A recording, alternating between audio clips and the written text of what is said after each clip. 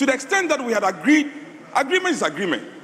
To the extent that we had agreed that we'll do 2 sectors and then come back and start the debate. After a while, we go ahead. That was what we did yesterday. Speaker, let's go to item 8. After a while, the foreign minister is patient. He should wait. His answers will be programmed, and then we will take that. Honorable members, accordingly, I will direct that the foreign minister be rescheduled to come and answer the questions another date. Item number 8, commentary to continue. I will therefore call on Honorable Fred Agbanyo. Honorable Fred Agbanyo, you have 10 minutes. Yes? Speaker, with all due respect, when the minority makes their position clear on the matter, Speaker, please, you hear us. We had an agreement yesterday. When we started the debate first and we went back to question, they raised issues. So today we decided that we will take the questions and clear them off the way. But the questions are so many. So we will deal with the urgent ones, which stands in the name of the Minister for Foreign Affairs and the Interior, so that we can take the urgent questions out. But I'm briefed. So when you make a proposal, let's agree on it. But when you make it as if that is the position of leadership on the matter, it hurts us. Please. And the ministers are here. The Foreign Affairs Minister is here. The Minister for the Interior and with responsibility for national security is also almost here to come and respond to questions that stand in the name of your members. When we get those ones off the way, until midnight we will be here and debate the budget. So, Mr. Speaker, we are pleading with you. Let's take the Foreign Minister. 2 questions. Mr. Speaker, I'm on my feet and I'm pleading with you. I hold your feet, Mr. Speaker. We take the Foreign Affairs Minister 2 questions, and then we take the Minister responsible for the Interior also 2 questions. Then we can have the whole day. Because of this, we are not even taking statements, which is also hurting members whose statements have been advertised. So I'm pleading with you, instead of rescheduling the Foreign Affairs Minister, we take him, and then we take the Interior, and then we can do business until the rest of the day, Mr. Speaker. I'm pleading with you, Mr. Speaker. Honorable Chief Whip, tomorrow I want to see you at conclave. Honorable members, we are going to item number 8. Debate should continue. Honorable Fred Agbanyo, you have 10 minutes. You have the floor. Thank you very much, Mr. Speaker. Mr. Speaker, thank you for the opportunity to contribute to the debate on the 2026 budget statement and economic policy of the Republic of Ghana, presented by the Finance Minister on behalf of His Excellency, the President of the Republic of Ghana, President John Dramani Mahama. The budget themed resetting the economy for growth, jobs, and transformation, Mr. Speaker, present opportunities and responsibilities. The budget seeks to consolidate the physical stability achieved in 2025 and lay the foundation for broad-based growth in 2026. Mr. Speaker, allow me to outline the key pillars of this budget. The government projected expenditure of 302.5 billion Ghana cedis against revenue of 268.1 billion Ghana cedis, with government deficits of 2.2 billion and primary surplus of 1.5%. Mr. Speaker, the abolition of the COVID-19 levy, reduction in effective VAT, and the upward adjustment of the VAT threshold to 750,000 Ghana cedis ease the burden on SMEs, and stimulate private sector growth. Mr. Speaker, the $10 billion for the Big Push projects. Mr. Speaker, 302.5 billion Big Push project for road infrastructure and for the construction of bridges across the country, Mr. Speaker, will open up this country for the movement of goods and services and then develop the country. Mr. Speaker, in the agriculture sector, the budget has created 245 million Ghana cedis for food security, 828 million cedis for 1,000 kilometers of agriculture, enclave roads, 690 million for farmer service center, 6.9 billion for oil palm industrialization, demonstrate a strong commitment to sustainable food systems and agro-industrial growth. Mr. Speaker, in the educational sector, the government has allocated 33.3 billion for the Ministry of Education, 9.9 billion for GET Fund, 4.2 billion for free SHS, 2 billion for basic school infrastructure, and these measures will help to kill the double track system that we have in our secondary school system. Mr. Speaker, in the health sector, the government has allocated 9 billion Ghana cedis for national health insurance, 2.3 billion for Mahama Care, 600,000 million for 3 regional hospitals, 1.1 billion for LAPE, 600 million Ghana cedis, Mr. Speaker. Mr. Speaker, in the energy sector, the government has allocated 50.2 billion to set aside the shortfalls in the energy sector, 4.8 billion for IPP arrears.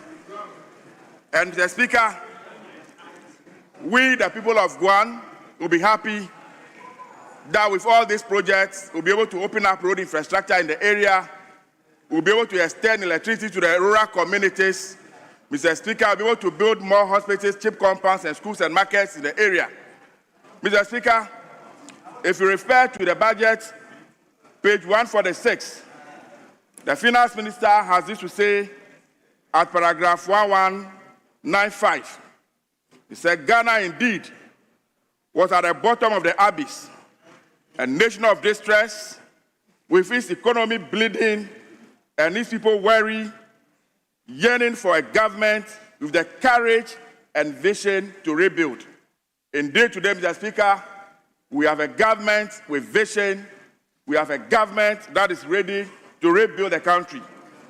Mr. Speaker, in paragraph 1196, the minister has this to say, but through decisive leadership, bold reforms, and resilience of the Ghanaian people, we began to turn the tide. The speakers who move around the country today, all Ghanaians can attest to the fact that indeed they voted for a visionary leadership, they voted for a transformational leadership, and everybody can see that indeed Ghana is progressing steadily. The speaker, in paragraph 1197, the minister said, GDP growth rose from 5.3% in 2024 to 6.3% in 2025. The speaker, as I can say, the speaker, inflation has dropped from 23.8% to single digits, 8% in less than 1 year. Mr. Speaker, Mr. Speaker, the CD cumulatively has appreciated. Honorable member, what is the meaning of that? What is the meaning of that? Mr. Speaker, to it, if you don't like this, what at all again do you want? Thank you very much. You may proceed. Mr. Speaker, the city cumulatively has appreciated by 34.9% within this short period of time that this government has been in office. Mr. Speaker, it is evidently clear that this is a government that is determined to serve the people of this country. This is a president that is ready to create employment opportunity for the people of this country. That is why in this budget, we are proposing that will create employment to about 800,000 teeming Ghanaian youth who are working our streets and have nothing to do. Mr. Speaker, I am happy to note that this budget has made a provision to complete 10 of the Agenda 111 projects that were initiated and dotted across the length of this country, and not even one was completed in the 8 years that our colleagues was in power. Mr. Speaker, I'm also happy to note that the President has determined or has decided that 3 regional hospitals are built in the new regions that have been created in this country. Mr. Speaker, the days where people have to move to Kolebu or have to move to Komfo-Anokye to access good health care, Mr. Speaker, very soon it will be a thing of the past. Mr. Speaker, we want to thank the government and want to thank the people of this country for the support they have given to this government this far, and want to assure them that we will not let them down, that the resources that have been allocated to the various sectors will be put to good use for the benefit of Mother Ghana. Mr. Speaker, of these few words, I want to thank you very much for the opportunity, and may God bless His Excellency John Dramani Mahama, and may God bless Mother Ghana. I thank you.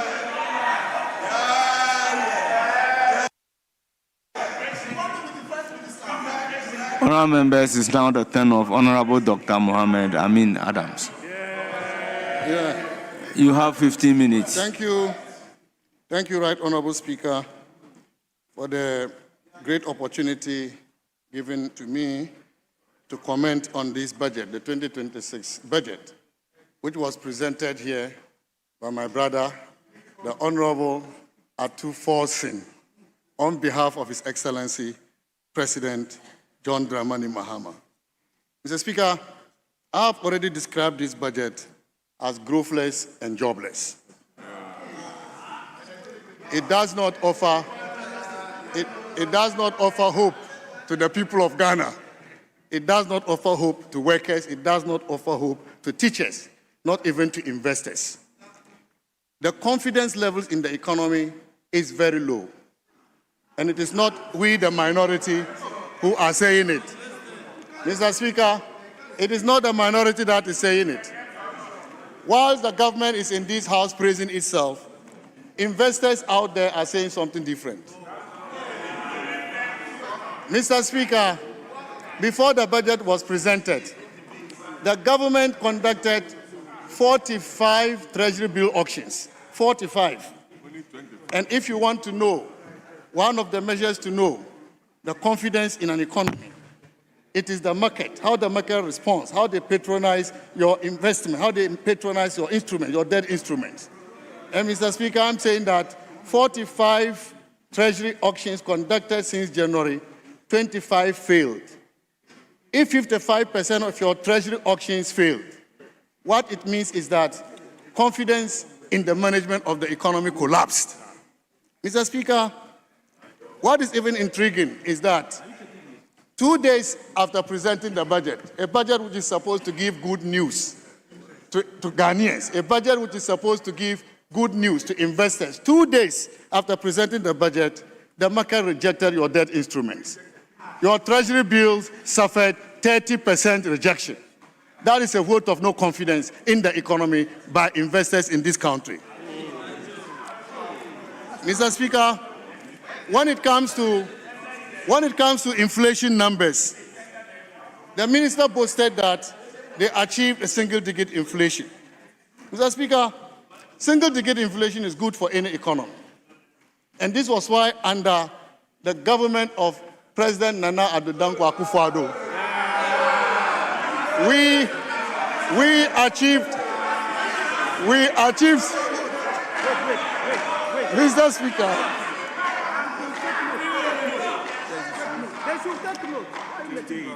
Mr. Speaker, single-digit inflation is good. Under President Nana Addo Dankwa Akufo-Addo, we achieved single-digit in 2018, single-digit in 2019, 2 years running, Mr. Speaker. And this will be one of the longest periods of single-digit inflation in the history of Ghana. Mr. Speaker, so to achieve a single-digit inflation is really good for every economy. But when you unmax this single-digit inflation we have today, Mr. Speaker, you will see a troubling picture. Essential commodities, what we call essential commodities, basic commodities Ghanaians associate with. Mr. Speaker, if you look at inflation for those commodities within the inflation basket, the increase in prices are higher than what we saw in 2024. They are higher than what we saw in 2024. Mr. Speaker, according to data from the Ghana Statistical Service, and you can get that from their website, basic commodities like water, in September 2024, year on year, the inflation for water classified was 2.8%. Inflation by classification, year on year, 2.8%. September this year, September, Mr. Speaker, it was 3.6%. August was actually higher, 3.9%, August this year. Milk and eggs, September 2024, the rate of inflation year on year was 8.6%. September this year, 2025, Mr. Speaker, it is 20.1%. August was even higher, as high as 37%. Oil and fats, I'm talking about cooking oil, palm oil, groundnut oil. Mr. Speaker, September 2024, the inflation was 7%. Mr. Speaker, sadly, September this year, 2025, it was 44%. In August, it was actually 53%. Mr. Speaker, you can see this trend with fruits and nuts. You can see the same trend with coffee and coffee substitutes. You can see the same trend with cocoa drinks. Therefore, Mr. Speaker, behind this single-digit inflation they are boasting about is a real struggling economy, which is depriving people of decent livelihoods. Mr. Speaker, amidst these economic difficulties, the priorities of this government have shifted from the people. They are social democrats, but they've forgotten about the people. Their priority has shifted to buying jets and helicopters. The minister announced in presenting the budget that in 2026, they will purchase 2 executive jets, 4 helicopters, and a vessel. If they were to buy 2 helicopters to even replace those that were involved in accident, I can understand. But 4 helicopters, at the time you are telling Ghanaians to sacrifice more. You gave workers 9%, and you are asking them to sacrifice more. Mr. Speaker, the minister did not give the cost of these jets they want to buy. But conservative estimates show that it will cost us $1.2 billion. Mr. Speaker, this is not a government that is concerned about the people. Workers are suffering, teachers are suffering, farmers in my constituency are suffering.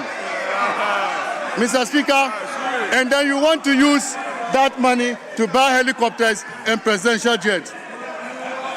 Mr. Speaker, the 2026 budget, when it comes to capital spending, the 2026 budget cannot produce growth. It cannot produce the jobs promised the people. Mr. Speaker, why do I say that? The 2026 budget proposes 3.6% of GDP for capital spending. This is higher than the 1.5% of GDP which was proposed in 2025. And the minister actually did 0.5% of GDP. But the 3.6% of GDP for 2026 is lower than the 4.6% of GDP we did in 2024. Mr. Speaker, generally, capital investment is low in Ghana, and it's not just with the NDC. It happened with us. even though our figure was higher. It happened with previous government. That is not good if we have to build the long-term sustainability of our economy. We need to be serious as a country to invest, to do more capital investment, because that is what will generate growth, that is what will generate the jobs. Mr. Speaker, having said this, the minister talked about stability, but I know that economic stability should drive growth. It should drive growth. Unfortunately, his estimate for growth for 2026 was put at 4.8%. Why? Mr. Speaker, when the economy has stabilized, you are projecting 4.8%. At the time you said the economy was criminally managed, the economy grew at 5.7%. And so I don't see this logic. An economy that is badly managed could grow at 5.7%, and an economy that is stabilized is projecting to grow at 4.8%. There is no macroeconomic theory that can support this framework. Mr. Speaker, therefore, this stability for me doesn't exist. It's stability on paper, it is cooked stability, because I see a significant disconnect between that stability and the struggling real economy of this country at this moment. Mr. Speaker, if we have to develop our country and grow jobs, we have to invest in capital investment. And therefore, I want to make a proposal to this government. I hope they will take it. That to be able to increase capital investment, we may have to introduce what we call the golden rule. The golden rule, as it pertains in Britain, that we will not borrow to consume anymore. We will not borrow for consumption. We will borrow to invest in capital investment so that we can generate growth to support job creation in the country. Mr. Speaker, this budget offers big promises, but the numbers behind the promises simply do not add up.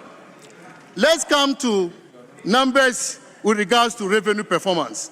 Mr. Speaker, the 2025 revenue performance up to September 2025 shows that the system is struggling. The budget reports that by end September 2025, revenue and grants amounted to 154.9 billion Ghana cedis. This is equal to 11.1% of GDP. Mr. Speaker, but the full year target is 226 billion Ghana cedis, equivalent to 16% of GDP. So to hit this full year target, Mr. Speaker, quarter 4 alone must deliver 71 billion Ghana cedis, nearly 5% of GDP in one quarter. But let me break it down further, Mr. Speaker. Quarter 1 will have to generate 32% of the entire year's revenue. Quarter 4 will need to be 40% bigger than the average quarter so far.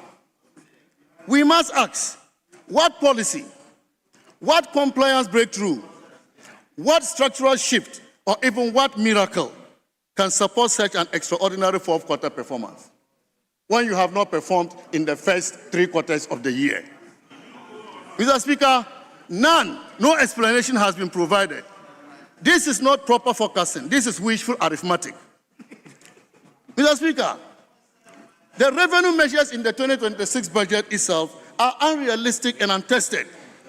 Government wants Ghanaians to believe that they can raise 1.6 billion Ghana cedis from VAT compliance, 1.2 billion Ghana cedis from small taxpayers reforms, 1.68 billion Ghana cedis from removing 347 exemptions, 747 million Ghana cedis from corporate income tax, and recover 5.3 billion Ghana cedis while reorganizing levies and the VAT, what they call the VAT reforms.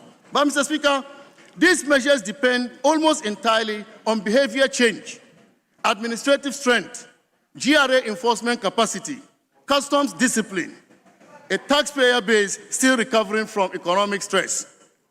But 2025 had these similar measures, and 2025 showed that the measures underperformed. If compliance gains could ensure that we address the revenue shortfall, it would have done it for us. Mr. Speaker, if removing import exemptions could have raised revenue, it would have done it for us this year. Unfortunately, these measures failed. And this is why I am confident that the revenue measures in the 2026 budget are unrealistic. When we come to growth forecast, Mr. Speaker, it breaks the internal logic of this budget. This is the most revealing contradiction of all that I have seen. The economy, as they said, grew 6.3% in the first half of 2025, above our estimated potential for 5 consecutive quarters. But, Mr. Speaker, under normal forecasting logic, strong first year growth should lead to strong full year growth. If you have a strong growth in the first half year, it should lead to stronger full year growth. Mr. Speaker, and strong full year growth should lead to growth momentum in the next year, in the following year. But what do we see? 2025 growth, according to them, the 2025 will end with 4.8%, and 2026 growth projected to be 4.8%. Where is the momentum? Where is the momentum? The mass does not match the message, Mr. Speaker, because what it means is that the minister is telling us that the economy is surging today, but the budget expects the economy to suddenly lose momentum next year. At the same time, they are telling Ghanaians that this budget has introduced transformational policies. Where are those transformational policies? And your growth is anemic for next year, 4.8, the same as this year. This is not economic management, Mr. Speaker. Mr. Speaker, you cannot, NDC, you cannot Honourable Member, conclude. You cannot claim that the economy is recovering strongly. You are rolling out growth measures. Revenue will surge, and yet growth will fall from 6.3% to 4.8%. There is no macroeconomic logic that supports this. Either the growth number, Mr. Speaker, is understated to soften expectation, or there are serious risks the government is not disclosing. Mr. Speaker, to conclude, let me say that this 2026 budget is not realistic. It cannot provide growth, it cannot provide jobs. Revenue has not been properly pursued. Mr. Speaker, compliance has not been achieved. Growth cannot be justified. Social spending has increased.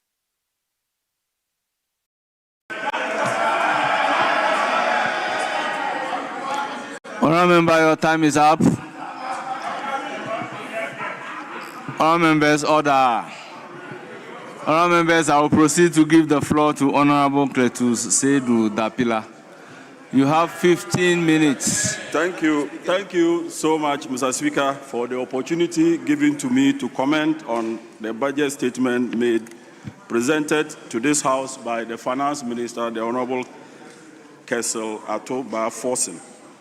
Mr. Speaker, I'm surprised the former Finance Minister is talking the way he's talking, because the former head of the economic management team, Dr. Mahmoud Baumia, has already apologized to Ghanaians for the mess that they've caused this country. So I think if the chairman of the economic management team if he apologized to Ghanaians for the 8 years mess, I'm surprised that he is talking the way he's talking. Mr. Speaker, let me also avert the minds of my colleagues to global info analytic polls that they conducted on this budget. This budget has 82% rating approval from Ghanaians. Ghanaians applauded this budget, and they are so happy with the budget. So let's stop the politics and support this fiscal prudence that the current finance minister and his team is embarking on. Mr. Speaker, let me also remind the former finance minister that one of the bad policies that they took was to cap all our statutory funds, thereby staffing Get Fund of resources, staffing District Assembly Common Funds, staffing NHIA of funds. Mr. Speaker, today, under this government, all these statutory funds have been uncapped, particularly District Assembly Common Fund. Mr. Speaker, District Assembly Common Fund under Atoba Forsen and President Mahama is performing wonders. 80% of common fund is being sent to the district assemblies. Mr. Speaker, if you want to develop this country, it is not for anything that the local government concept was created. Mr. Speaker, it was created to send development to the doorsteps of the people. And you came in 2017, and one of the bad decisions you took with your 169 was to cap this fund, thereby starving the local assemblies of development. Mr. Speaker, today, 80% of resources or money is sent to the assemblies for development. Mr. Speaker, today, when you go to the assemblies, you will see them, all the workers, the staff of assemblies across this country are smiling because they are working. They are happy that they have resources now to work. Mr. Speaker, let me also say that if you go to NHIA, Mr. Speaker, under your watch, every other day, you have service providers who were laying down their tools. They said they won't provide services because you couldn't pay service providers. Mr. Speaker, since we came, the whole of 2025 is a thing of the past. You won't hear any service provider saying that he was going on strike. They won't provide services to our people because finance is releasing resources or monies to NHIA, and they are also paying the service providers. Mr. Speaker, this is one of the achievements of this government. Mr. Speaker, let me also avert the mind of the former finance minister and my colleagues on the other side that from 2023, Get Fund, you could only do 1.8 billion because you capped the fund. 2024, you did 2.3 billion. 2025, when we came, we did 3.2 billion, and in 2026, we are doing 9.9 billion because we want